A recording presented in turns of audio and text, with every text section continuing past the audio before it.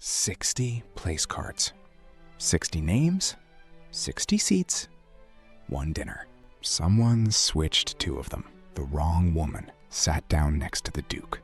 Ravenscombe Hall did not receive guests often, but when it did so with 60 place cards laid out by hand, each one checked twice against a seating chart no one but Iris Calloway was trusted to keep straight.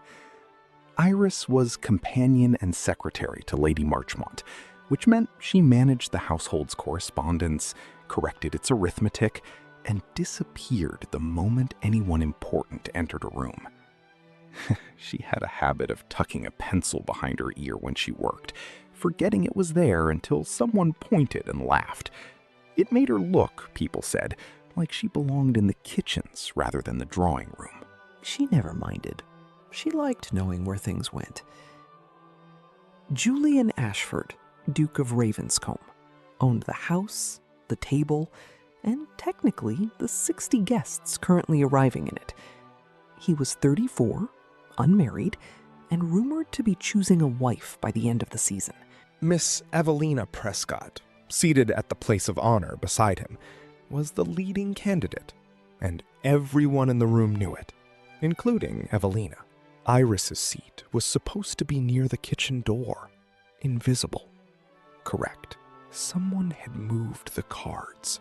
Evelina noticed first, a half-second flicker before anyone else understood, her eyes finding her own card at the far end of the table, her smile staying exactly where it was, while something behind it did not.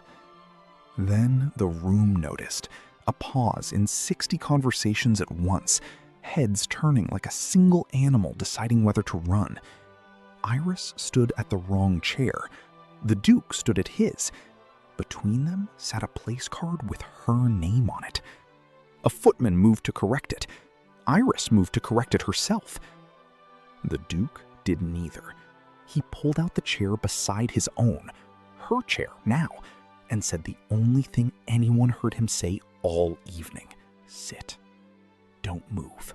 By the second course, the whispers had a theory. Cards did not move themselves. Someone had done this on purpose, and everyone at the table had already decided who. His aunt, Lady Fenwick, found him before the fish course ended. She did not ask if it was an accident. She asked what he intended to do about a scandal that had clearly been arranged. He listened, cut his meat, and answered without looking up. Then they'll have something to talk about besides the weather. Iris tried to leave twice. Once she rose to check on Lady Marchmont, and he asked her a question about the wine before she'd taken a full step. Once she gestured toward the kitchen door, and he simply turned his chair a few inches, closing the gap she'd meant to walk through. By the second course, she stopped trying. You didn't do that for her, Iris said quietly, meaning Evelina. No, he admitted. I'm not entirely certain why I did it at all.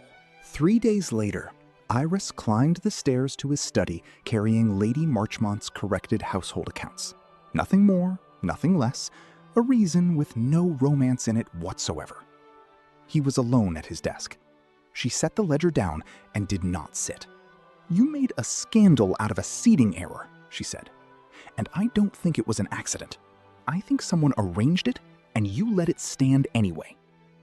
He was quiet for a long moment. Some mistakes deserve correcting, he said finally. Others deserve following. Then whose mistake was this? That, he said, is the question everyone keeps asking. He offered nothing further. She waited for more and understood, slowly, that more was not coming. That this was simply how he spoke when the truth was still assembling itself. She turned to go, and in her hurry, the pencil slipped from behind her ear and landed on his desk. She did not go back for it. The invitations stopped first, quietly, one house at a time, the way doors close when no one wants to be the one who shuts them loudly. Then Lady Marchmont was called upon by 2 matrons in a single afternoon, each asking careful questions about her companion's conduct, her habits, her understanding with the Duke. Iris said nothing to defend herself, because there was nothing true to defend against. Evelina, meanwhile, said a great deal, never unkindly, never directly, only ever to the right people, in the right drawing rooms, at the right volume to travel. By the end of the week, the story no longer resembled the dinner at all. It was a maid, not a gentleman, who finally told the truth. Nell had dressed Evelina's hair for a year and kept her secrets longer than that, but this one she could not keep.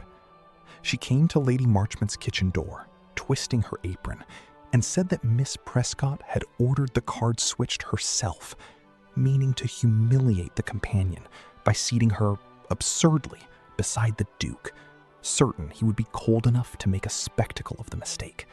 He had not been told beforehand. He had not needed to be. He had simply chosen not to behave the way Evelina assumed he would. The scheme meant to end Iris's place in that house had instead built her a new one. The next dinner at Ravenscombe Hall seated 60 guests again. Same room, same crowd, same long tables stretching toward a door Iris once used to disappear. The Duke pulled out the chair beside his own, not by accident this time, not by anyone's scheme, but his own choosing, and said the same 3 words, slower now, on purpose. Sit. Don't move. Iris sat. The first time, she had been placed there by a stranger's cruelty. This time, she chose it herself, pencil tucked behind her ear, in full view of 60 people who finally understood exactly what they were watching, and one, at the far end of the table, who understood it best of all. Thank you for sitting with this one. Next time, a stolen dance, a name no one was supposed to say aloud, and a promise made in the dark. Stay close.